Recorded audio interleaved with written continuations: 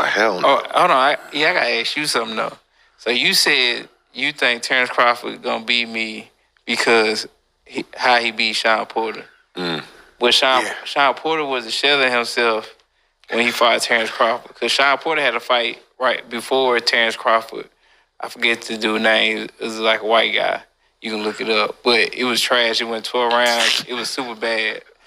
And then he fought Terrence Crawford right after that. And then he retired. But even his daddy said that he didn't train like he was supposed to. But his daddy made that excuse. How could your daddy? His daddy shouldn't have let him fight, though. Come on, man. They trying to get the money, man.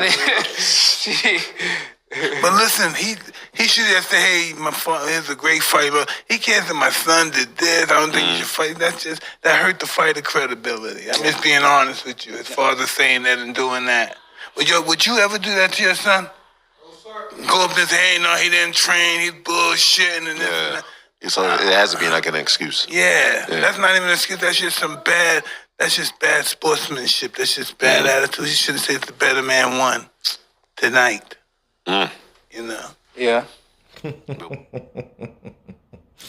That's what happens when you attempt to check a real one. Okay? Errol Spence approached and confronted Mike Tyson on Hot Boxing with Mike, where he was the guest on Mike Tyson's podcast, and he was like, "Hey, I gotta ask you something. You know, you said Terrence Crawford's gonna beat me because of how he beat Sean, and the fight that Sean had before me was trash. He fought some guy which was Sebastian, which was an undefeated fighter, and it was terrible. It was trash, and he wasn't the same fighter. His dad even admitted it. This, that, and the other." And then Mike, of course, as you guys just heard, was like, "Come on, man, come on." If he thought that he was that bad, Sean Porter, if his father thought that Sean Porter was that bad, he would have never let him into the fight. Bomb dropped. That's poor sportsmanship, right? And he should have said the better man won. And my counterpunch to that is, I absolutely 100% agree. Why?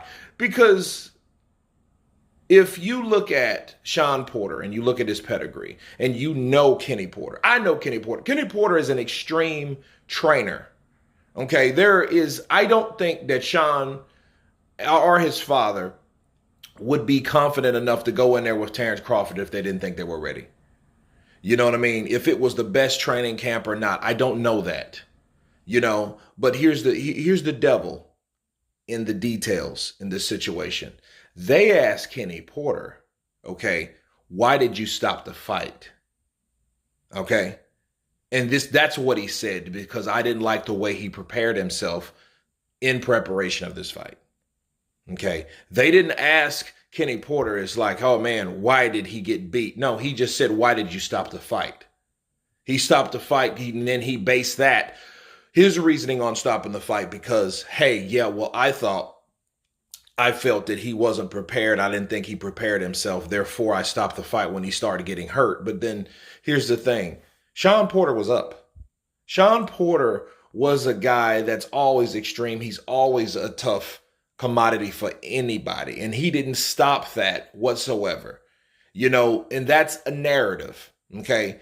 And the narratives go like this. Sean Porter was a faded, diminished fighter. He was the podcast Sean Porter. He had no business going in there to fight him. They act like this guy hadn't been in the ring for a while. Now, I do admit, by the time he fought Sebastian, it was like November 14th of 2020. Okay, and he only fought once that year, but so did everybody else because it was COVID. Okay, and then November 21st, a year and a week later, he fought Terrence Crawford. Okay, well, what about Terrence? Terrence fought the same amount of time. He fought Kell Brook in 2020, and then he fights Sean Porter a year later. So you can't say, you can't use that excuse, well, you know, he had that inactivity and a lot has changed since then. Well, if a lot had changed, blame it on COVID. Don't blame it on Kenny Porter's inability to train his son. Let's stop. You know what I mean? Father, son, trainer, fighter. It's always a vested interest when a father trains his son. Okay. The truth of the matter is, this is my counterpunch on why Kenny Porter stopped that fight. Kenny Porter stopped the fight because it was his son fighting. Okay? And he didn't want his son to look humiliated and to get further punished because there was no way he was going to win that fight anyway. That's why that's why he did it. Okay?